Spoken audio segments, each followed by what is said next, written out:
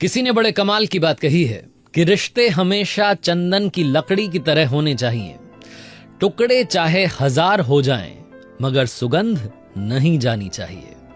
Hi guys, मेरा नाम है आरजे कार्तिक। माई एफएम से एक छोटी सी कहानी। ये कहानी एक वकील साहब ने सुनाई और वकील साहब कहते हैं कि एक दिन मैं अपने चैम्बर में बैठा हुआ था, कुछ काम कर रहा था, तभी अचानक से एक आदमी पहुंचा, बड़े गुस्से में था, दंदनाता सा अंदर आ गया, गेट खोल दिया, हाथों में कागजों का बंडल था, सारे कागज ला करके मेरी टेबल पर पटक दिए और गुस्से में कहने लगा कि वकील साहब, मुझे मेरे एक फ्लैट पर स्टे दिलवा दीजिए। मैंने कहा, आपको अपने एक फ्लैट पर स्टे चाहिए? मुझे तो कहानी समझ में नहीं आई। आप बैठिए, आराम से बैठिए, सारी बातें समझेंगे, शांति से बैठिए। एसी थोड़ा और मैंने उनके लिए अच्छा टेम्परेचर कर दिया, ठंडक हो जाए, ताकि वहां अपने ऑफिस बॉय को बुलाया, कहा कि ठंडा पानी ला करके पिलाओ, बढ़िया सा शरबत बनाओ। भाई साहब बहुत गुस्से में है। मैंने धीरे धीरे उनका गुस्सा बाहर निकलवाने की कोशिश की, समझने की कोशिश की कि क्या परेशानी है। कागज देखने शुरू किए। आधे घंटे तक बहुत बातचीत हुई। मैंने उनसे कहा कि एक काम कीजिएगा, 3-4 दिन के बाद में आप आइएगा, मुझे थोड़ा सा वक्त दीजिए, थोड़े और कागजों को समझने दीजिए, थोड़ा और पेपर्स देखने दीजिए। उन भाई साहब को मैंने वहां से जहां जैसे तैसे विदा किया और 3-4 दिन के बाद में ठीक उसी टाइम पर वापस आ गए जब मैंने बुलाया था। वही गुस्सा, सफेद कपड़े पहने थे लेकिन मिट्टी लगी हुई थी, चेहरा जो था मुरझाया हुआ था, धूप में काला हो चुका था, बहुत परेशानी में। मैंने कहा, भाई साहब आज आप कुछ नहीं बोलेंगे, आज सिर्फ मैं बोलूंगा। मैंने आपके बारे में सब कुछ जान लिया है। आप, आपका छोटा भाई और आपकी बहन, मां बाप आपके बचपन में ही गुजर गए। उसके बाद में पूरे परिवार का खर्चा आपने चलाया। अपनी बहन को अच्छा पढ़ाया लिखाया, उसके बाद उसकी शादी करवा दी। छोटे भाई के लिए तो आपने जी जान एक कर दी, मतलब अपनी हर सांस उसके नाम कर दी।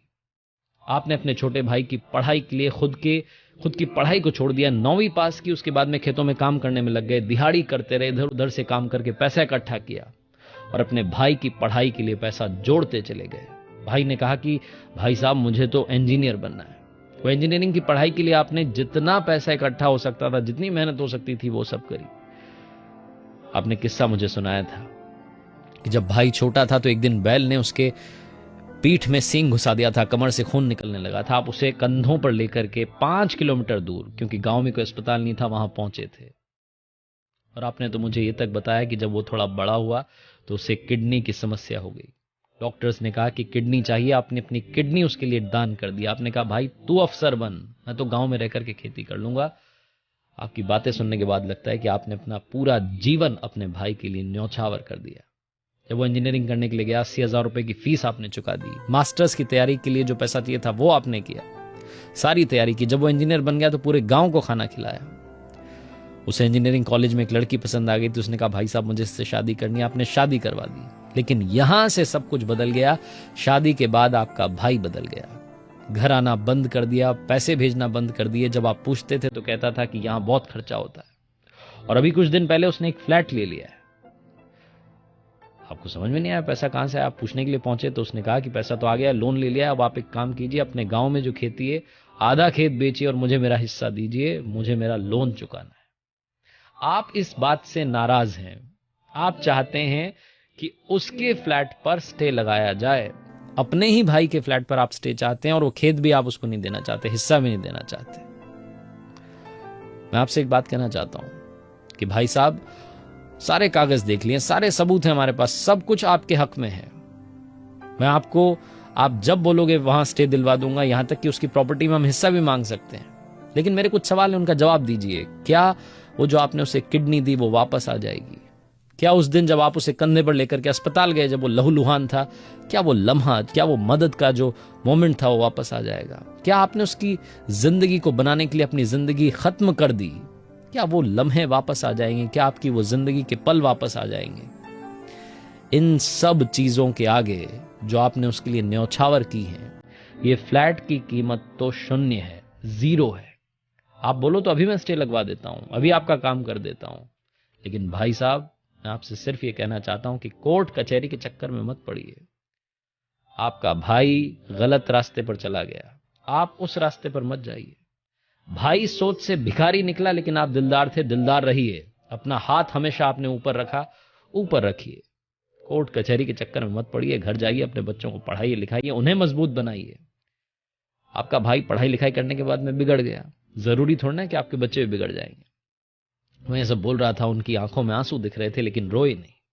हिम्मत रखी, रोए नहीं। उनकी रुलाई फूट रही थी लेकिन चुपचाप वहां से नमस्कार करके चले गए।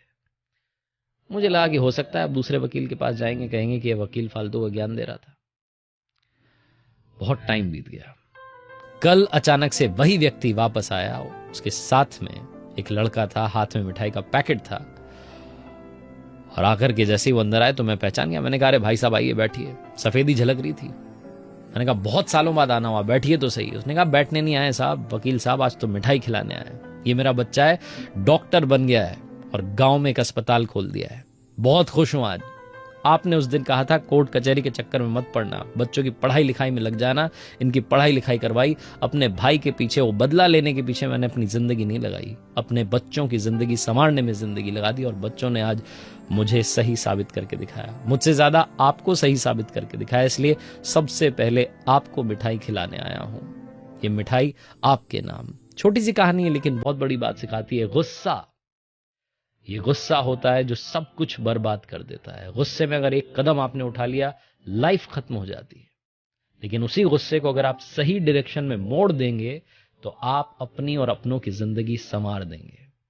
याद रखिएगा कि आप फैसला क्या कर रहे हैं। और रिश्तों के बारे में तो क्या कहूं, मैंने शुरू में कहा कि वो हमेशा चंदन की लकड़ी की तरह होने चाहिए। टुकड़े चाहे 1000 हो जाएं, लेकिन सुगंध कम नहीं होनी चाहिए। आरजे कार्तिक बस यही कहेगा, ऊपर वाले के आशीर्वाद के साथ, अपनों के प्यार के साथ और अपनी मेहनत के साथ कर दिखाओ कुछ ऐसा कि दुनिया करना चाहे आपके जैसा। याद रखिए, हर सोमवार सुबह 9:30 बजे मेरे Facebook page, YouTube channel, Instagram handle पर देखिए एक नई कहानी। और हाँ, अब आप मुझे हिंदुस्तान के 30 शहरों में सुन रहे हैं, सोमवार से शुक्रवार रात 9 से 11 आहा जिंदगी शो में, सिर्फ और सिर्फ माई FM पर। चलो आज कुछ अच्छा सुनते हैं। आज कुछ अच्छा अच्छा अच्छा अच्छा आज कुछ अच्छा सुनते हैं।